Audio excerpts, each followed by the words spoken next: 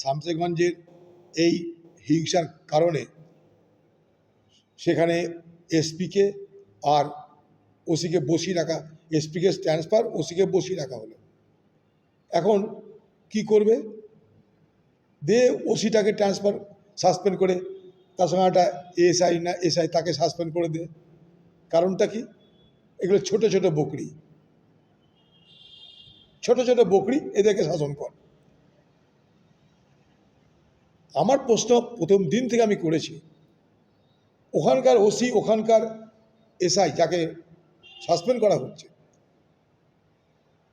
বা বরখাস্ত করা হচ্ছে, যাই হোক, এই ঘটনা যখন ঘটে তখন তাদেরকে সক্রিয় হয়ে ব্যবস্থা নিতে কে মানা করেছিল? মোবাইলের যুগ, সবাই সব কিছু জানছে, বুঝছে, মিডিয়াতে চলে আসছে কে কোথায় যাচ্ছে না যাচ্ছে। আর 5 থেকে 7 মিনিট দূরত্বের থানা, তারা জানে না? আমার প্রশ্ন, তাদেরকে মানাটা করলো কে? যে তোমরা এখন যেও না, নিষ্ক্রিয় থাকো। এই কাজটা কে করেছে?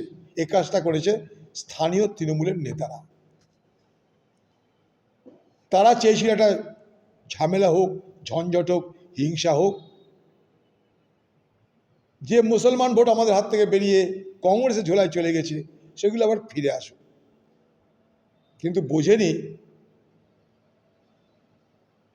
যে এই ঘটনা এত বড় হয়ে যাবে, ফলে তাদের হাতের বাইরে চলে যায়। আজকে বলির বখরা হয় না, আজকে সেই বলি দেওয়ার আগে সেই বখরা হিসাবে ওসিকে, অফিসারকে সাসপেন্ড বলুন, বসিয়ে দেওয়া হচ্ছে। এর আগে এবার সাসপেন্ড করা হলো। এতদিন আপনি কি করছিলেন বাংলার মুখ্যমন্ত্রী? আপনাকে আমাদের প্রশ্ন, 8, 9, 10, 11 এপ্রিল আপনি কি করছিলেন? আপনার পুলিশ কি করছিল? আপনার এসডিপিওর গাড়িতে আগুন লাগিয়ে দিল, তারাই বা কী করছিল? তাহলে এসডিপিও, এসপি, তাদের বিরুদ্ধে কী ব্যবস্থা নিলেন? একটা ওসির তার কি ক্ষমতা আছে নিজের ইচ্ছায় কিছু করার? চালাকি কেন করছেন? আপনার দলের লোকরা জড়িত। আপনি যদি সৎ হন, দৃঢ় হন, আপনার দলের লোকদের গ্রেপ্তার করুন, তারা জড়িত। আপনারা জানেন, শুনে রাখুন তাহলে, যেদিন আমি গেছিলাম জাফরাবাদে, কোথায় এক পরিবারের বাবাকে, ছেলেকে খুন করা হলো। ঘটনাচক্রে তারা হিন্দু পরিবার। সেই একই দিনে আমি গেছিলাম সুতিতে, গুলিতে একজন মৃত্যু হয়েছে ঘটনাচক্রে, সে মুসলমান, নাম এজাজ আহমেদ। সুতিতে কিন্তু হিন্দু মুসলমান হলো না, হলো কোথায়? শামসেরগঞ্জে। সেই জাফরাবাদের পরিবারের অবস্থা কী ছিল জানেন?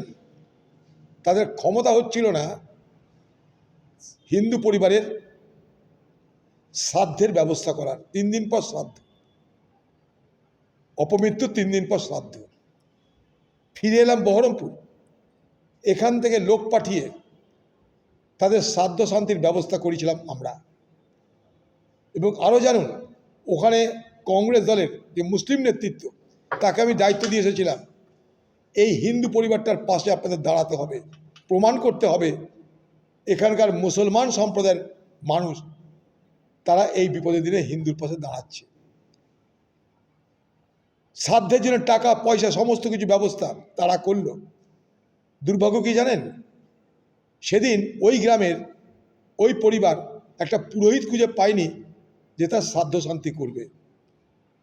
অথচ তাদের সেই শ্রাদ্ধ শান্তি করার জন্য কংগ্রেসের পক্ষ থেকে আমি বিশেষভাবে নির্দেশ দিয়েছিলাম, মুসলমান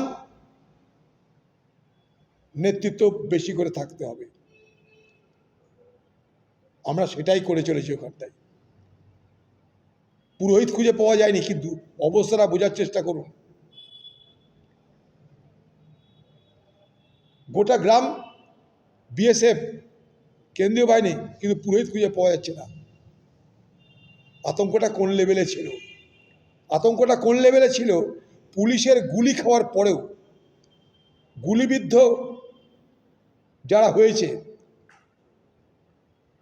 তাদের ক্ষমতা হয়নি পুলিশকে বলার যে আপনাদের চালানো গুলিতে অসহায়ভাবে আমরা গুলিবিদ্ধ হয়েছি। একটা 11 বছরের ছেলে হসপিটালে, কিডনি চলে গেছে তার। এরকম 17 জন গুলিবিদ্ধ হয়েছে।